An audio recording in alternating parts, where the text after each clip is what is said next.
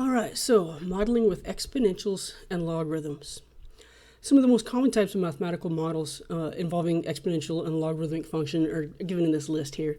And you could take a minute to pause and read over them. We have financial formulas here in E and F, a logistic growth model, logarithmic models. This is the human learning curve, will be modeled by logarithms. Exponential growth and decay, a Gaussian model. Shout out to Carl Friedrich Gauss, whose birthday was yesterday, as it turns out, as I'm recording this, April 30th, 1777. The Gaussian model.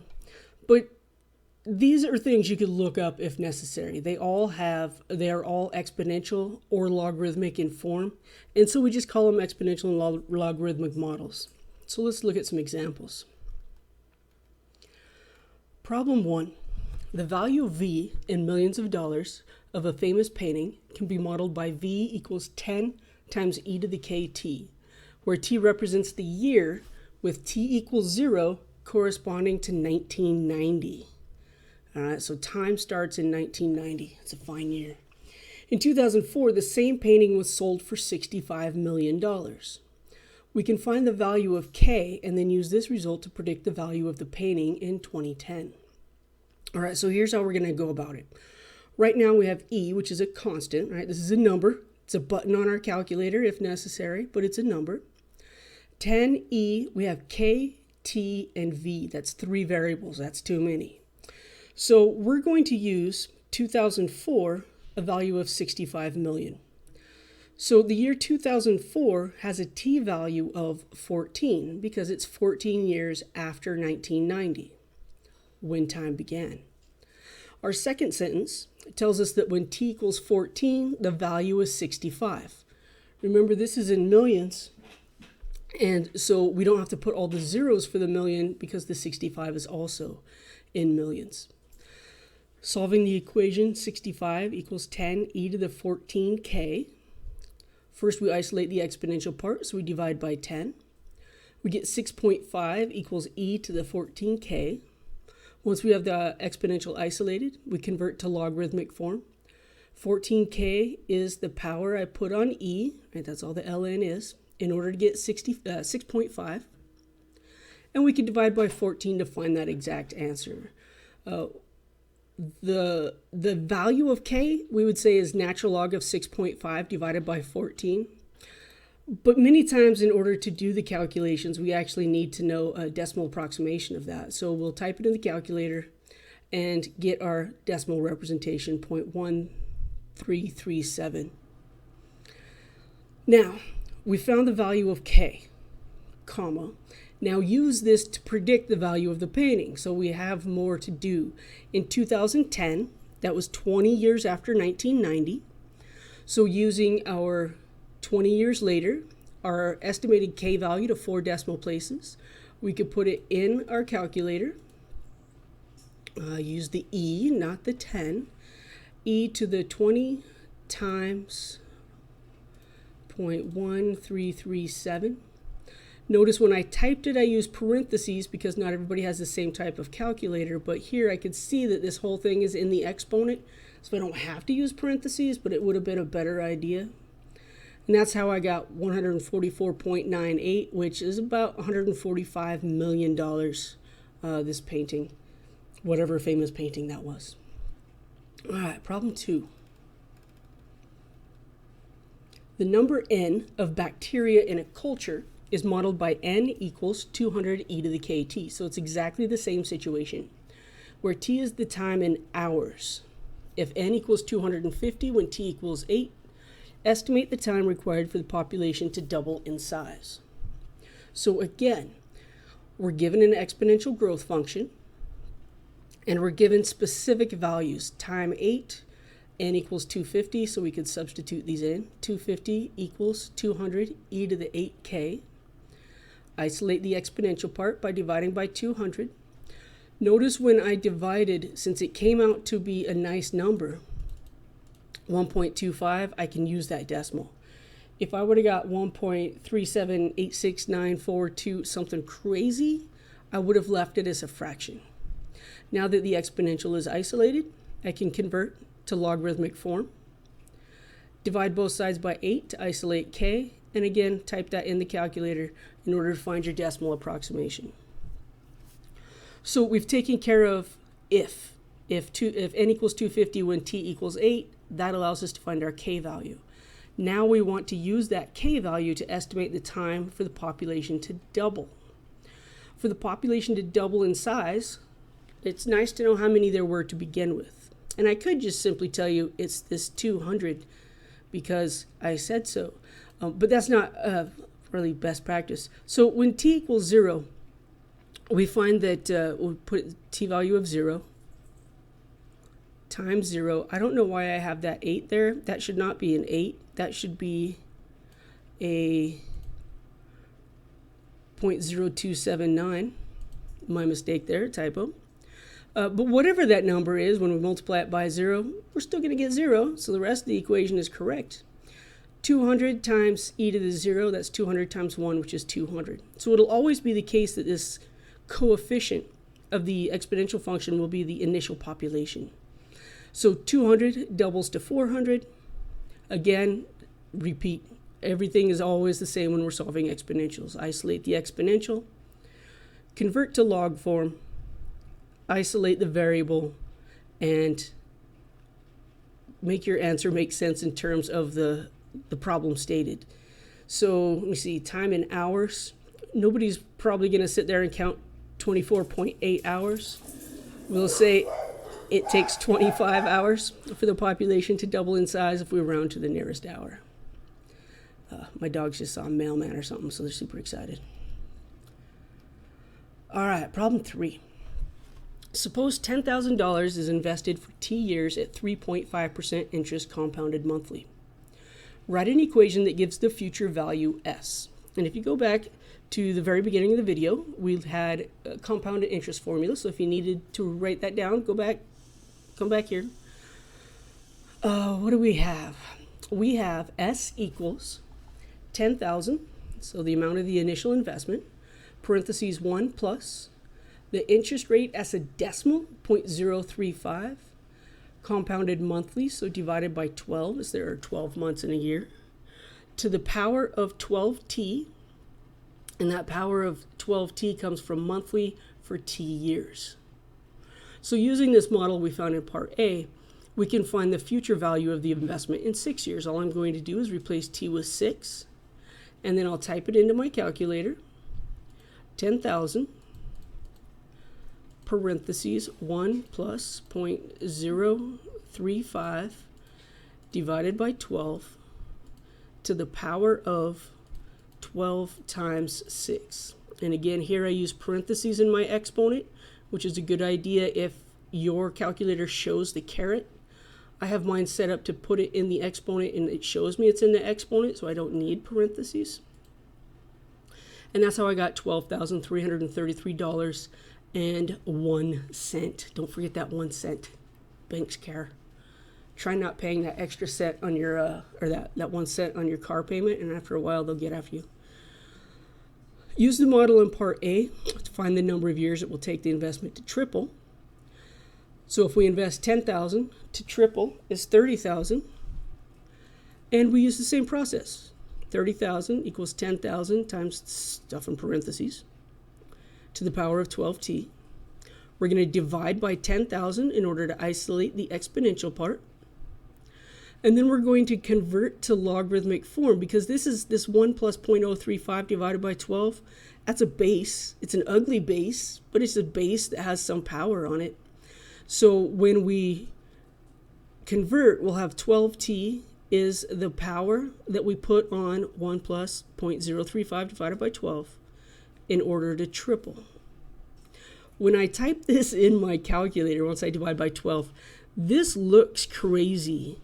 So I've typed it out here for you in one way, but on the calculator I currently have on display, if you go to math, you can arrow down. You could have arrowed up as well, but you can arrow down into log base, and you can actually put in 1 plus 0.035 divided by 12 as your base, and then the 3 maybe I'm going to find that number and then divide by 12. And you'll see I still get the 31.43. So I've given you two different options. Here's in natural log form if you need to change the base formula. And there's also another way on the calculator where you could use log base command in order to enter it directly. So it'll take about 31 years for the investment to triple. It'll probably be in late May before it actually triples. Problem number 4. The half-life of bismuth 210 is about 5 days. You begin with 20 grams. Determine the number of days needed for your sample to decay to 4 grams.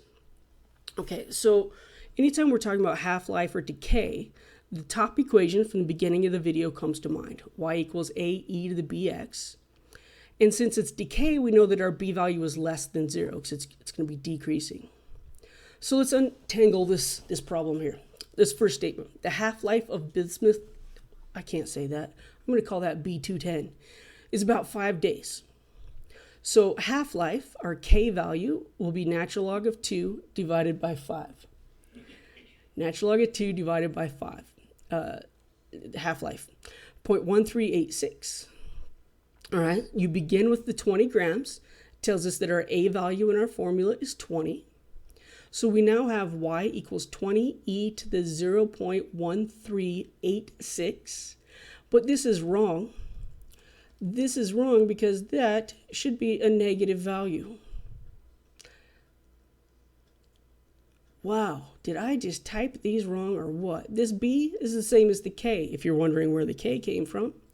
Here's a B, here's a K, B and K I'm using interchangeably, even though they're not anywhere close to the same value. This highlighted portion should be a negative in our model.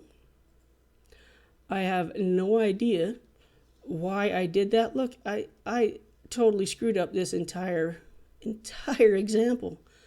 I'm glad I'm doing this video. I wish I would have noticed earlier.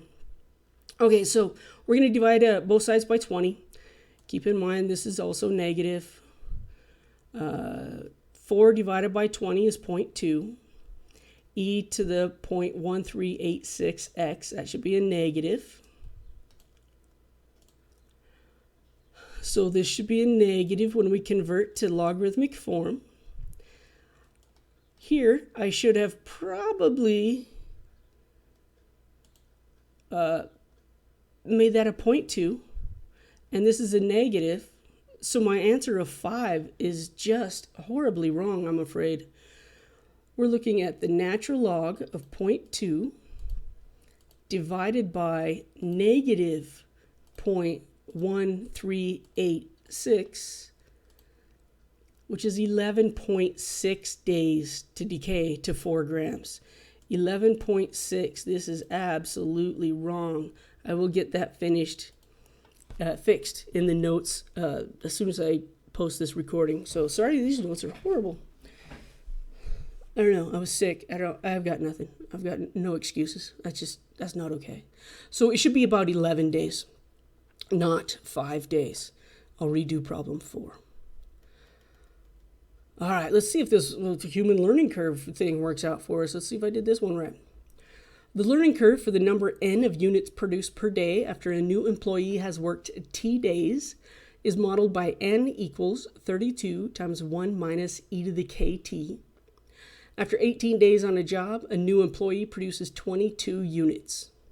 So we want to find the K, the learning curve, the rate of learning for this particular employee. Now the first sentence just sets us up with the equation and we identify the variables.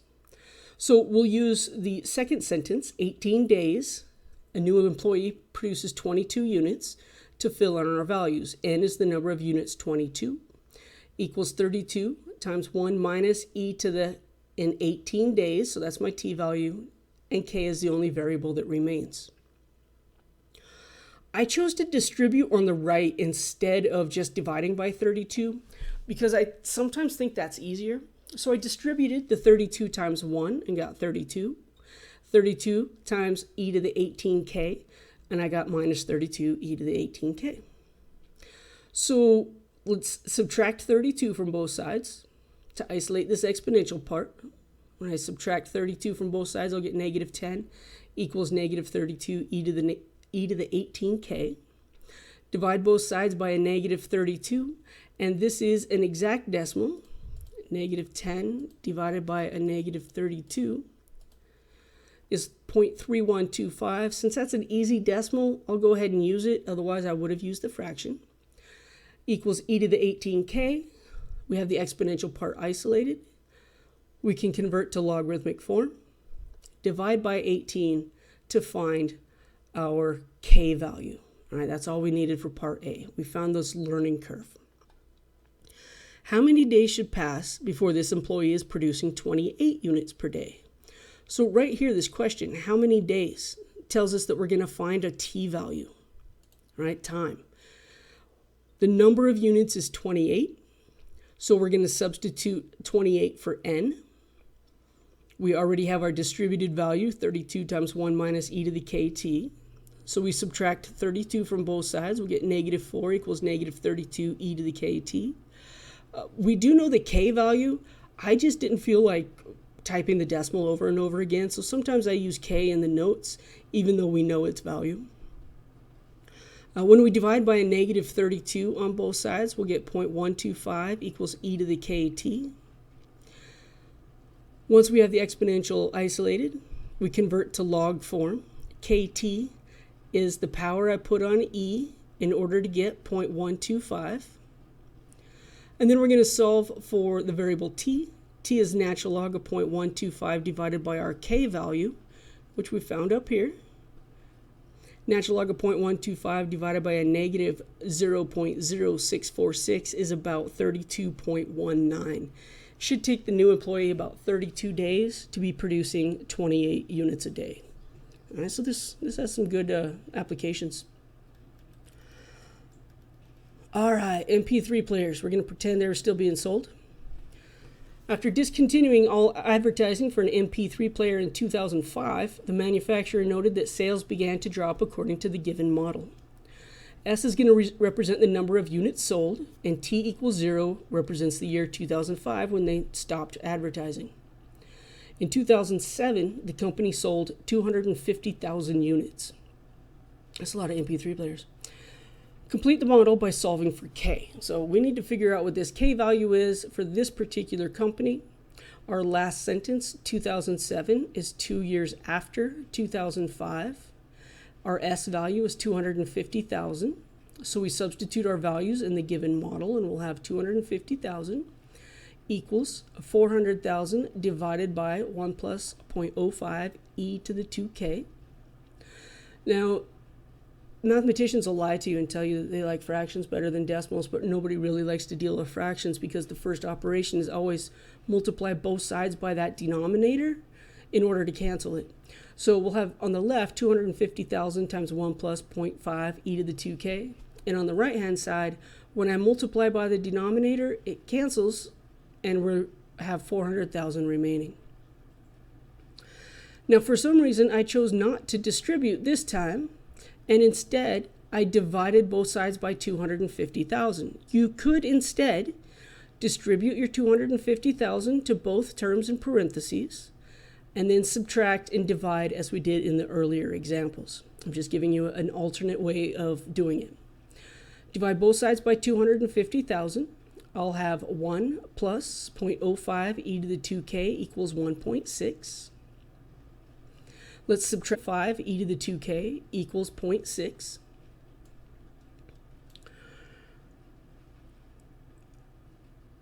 We have 1/2 of e to the 2k, so if you multiply both sides by 2, we'll have e to the 2k equals 1.2. Once we have the exponential isolated, we convert to logarithmic form. Solve for k in order to get our k value 0.0912. Make sure you use the natural log button anytime the base is e, not the common log button, and you can remember them because they have their base right above them as the second function. So we know our k value for this sales. If I want to estimate the sales in 2012, that's 7 years after 2005. So in the year 2012, t will be 7. If we know both K and T, we can just evaluate. Still over 250,000 MP3 players being sold. All right. I believe this is our last problem. Let's see. This is definitely one my Math 121 students, DACC, pay attention to this. But pay attention to the rest too, I'm just saying. Anyway, at the end of the advertising campaign, the weekly sales declined. The weekly sales Y in dollars are modeled by the equation Y equals 3,002 to the power of negative 0.04x, where x is the number of weeks after the end of the campaign. Determine the sales at the end of the campaign. Well, the end of the campaign, right, is 0 weeks after the end of the campaign. And 0 weeks, x equals 0, tells me that it'll be our leading our coefficient here of $3,000 in sales. Determine the sales 5 weeks after the end of the campaign. Since x is the number of weeks, we'll put in a 5 for x. I would enter that in my calculator as 3,000 parentheses 2 to the power of negative 0.04 times 5. I'm going to come out of the exponent before I put the parenthesis, and again, it's because this has what's called pretty print format for a calculator. If yours just shows the caret, make sure you use the parentheses as I've included them here. And we find $2,611.65 in sales, right? $2,611.65. Now, let's talk a little something about the model itself. Does the model indicate that the sales eventually reach 0? If we put in, say, 1,000 for our x value, let's try that. Put in 1,000 for the number of weeks. We have 2.728484 e to the negative 9. So we're going to take this decimal and we're going to move it in the negative direction 9 times. So we'll have 8 zeros. But it's still never going to get 0, right? I mean, essentially in terms of money, it'll be 0. But in terms of math, sales will never actually reach $0, which is crazy. That is it for exponential models, exponential and logarithmic models. I will try to get that the notes fixed on that one problem that I totally screwed up. But, you know, I mess up in class too. I might as well mess up on a video. That's it. Thanks for listening.